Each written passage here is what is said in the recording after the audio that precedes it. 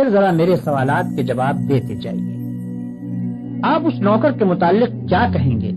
جو آقا کی مقرر کی ہوئی ڈیوٹی پر جانے کے بجائے ہر وقت بس اس کے سامنے ہاتھ باندھے کھڑا رہے اور لاکھوں مرتبہ اس کا نام جپتا چلا جائے؟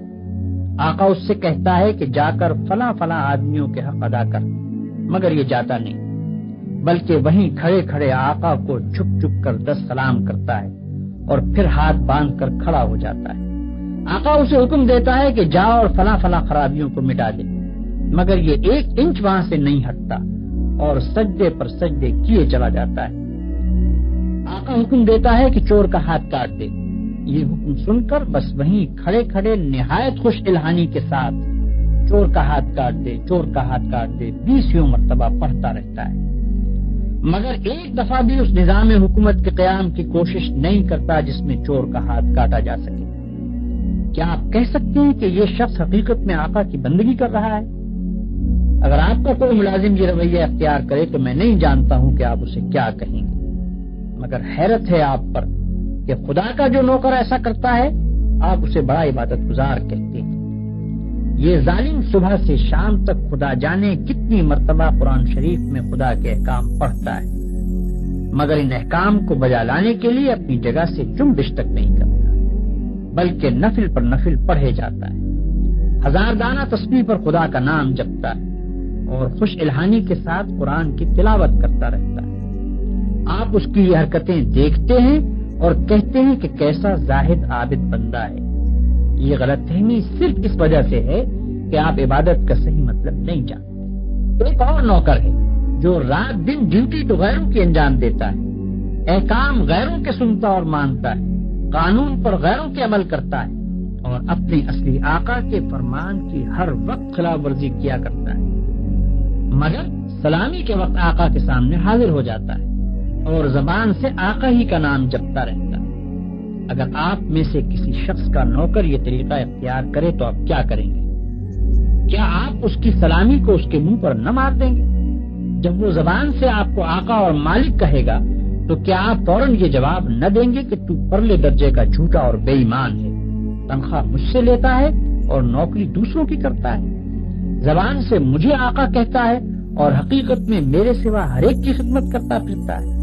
یہ تو ایک معمولی عقل کی بات ہے جسے آپ میں سے ہر شخص سمجھ سکتا ہے،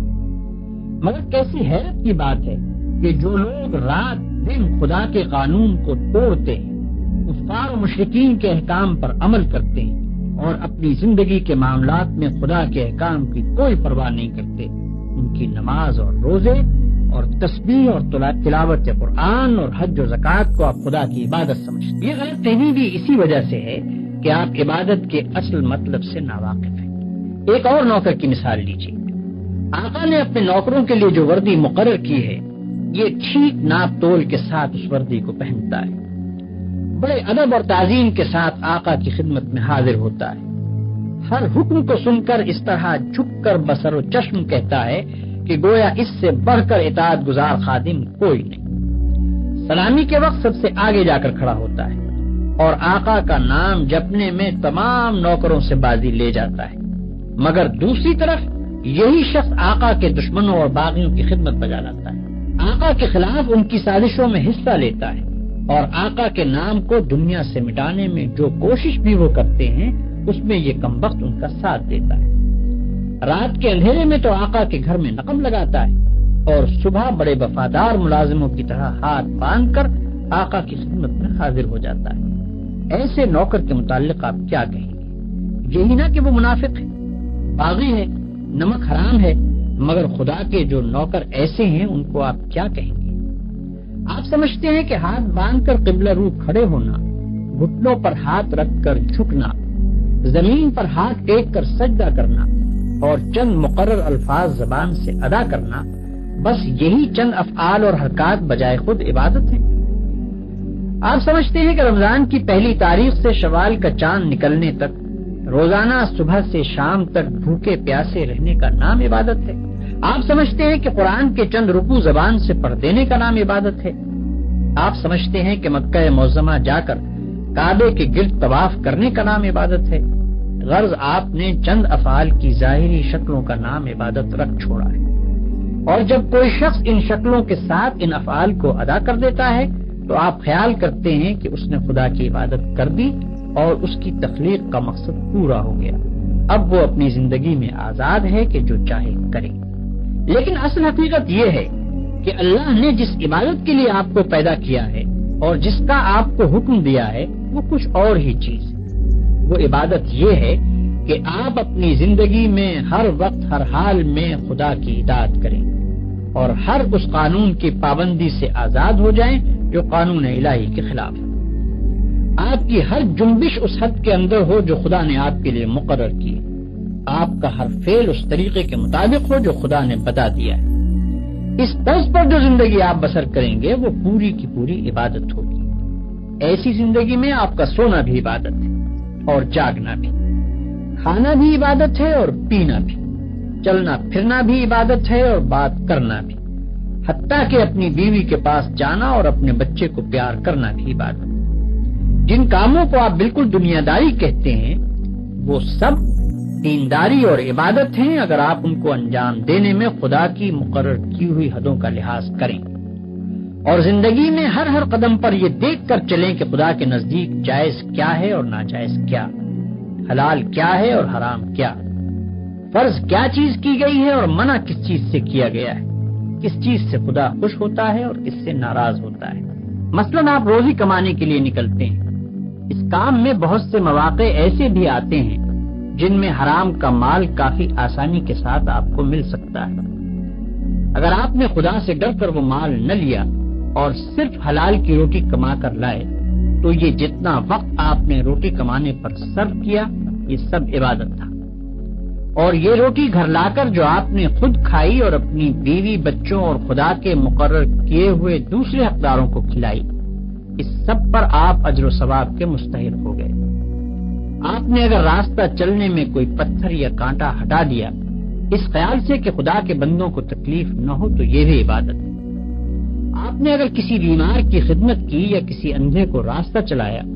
یا کسی مصیبت زدہ کی مدد کی تو یہ بھی عبادت ہے۔ آپ نے اگر بات چیت کرنے میں جھوٹ سے، غیبت سے، بدگوئی اور دل آزاری سے پرہیز کیا اور خدا سے ڈر کر صرف حق بات کی تو جتنا وقت آپ نے بات چیت میں صرف کیا وہ سب عبادت میں صرف ہوا۔ بس خدا کی اصلی عبادت یہ ہے کہ ہوش سنبھالنے کے بعد سے مرتے دم تک آپ خدا کے قانون پر چلیں اور اس کے احکام کے مطابق زندگی بسر کریں۔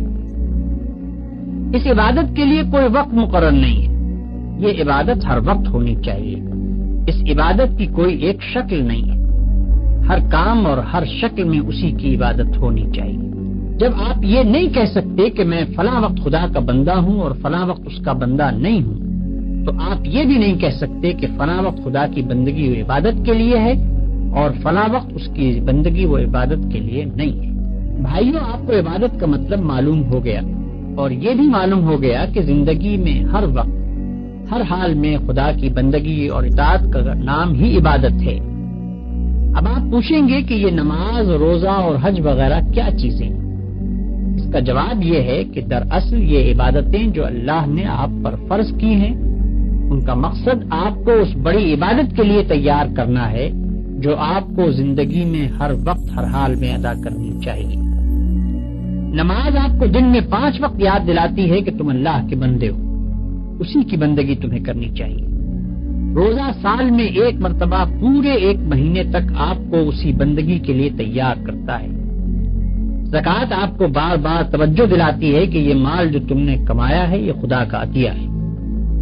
اس کو صرف اپنے نفس کی خواہشات پر صرف نہ کر دو بلکہ اپنے مالک کا حق ادا کرو۔ حج دل پر خدا کی محبت اور بزرگی کا ایسا نقش بٹھاتا ہے کہ اگر 1 مرتبہ وہ بیٹھ جائے تو تمام عمر اس کا اثر دل سے دور نہیں ہو سکتا۔ ان سب عبادتوں کو ادا کرنے کے بعد اگر آپ اس قابل ہو گئے کہ آپ کی ساری زندگی خدا کی عبادت بن جائے تو بلا شبہ آپ کی نماز نماز ہے اور روزہ روزہ ہے، زکوٰۃ زکوٰۃ ہے اور حج حج ہے۔ لیکن اگر یہ مقصد پورا نہ ہوا تو محض رکوع اور سجدہ کرنے اور بھوک پیاس کے ساتھ دن گزارنے اور حج کی رسمیں ادا کر دینے اور زکوٰۃ کی رقم نکال دینے سے کچھ حاصل نہیں۔ ان ظاہری طریقوں کی مثال تو ایسی ہے جیسے ایک جسم کہ اگر اس میں جان ہے اور وہ چلتا پھرتا اور کام کرتا ہے تو بلا شبہ ایک زندہ انسان ہے، لیکن اگر اس میں جان ہی نہیں تو وہ ایک مردہ لاش ہے۔ مردے کے ہاتھ، پاؤں، آنکھ، ناک سبھی کچھ ہوتے ہیں مگر اس میں جان نہیں ہوتی، اس لیے تم اسے مٹی میں دبا دیتے ہو۔ اسی طرح اگر نماز کے ارکان پورے ادا ہوں یا روزے کی شرطیں پوری ادا کر دی جائیں مگر خدا کا خوف، اس کی محبت اور اس کی وفاداری و اطاعت نہ ہو جس کے لیے نماز اور روزہ فرض کیا گیا ہے، تو وہ بھی ایک بے جان چیز ہوگی۔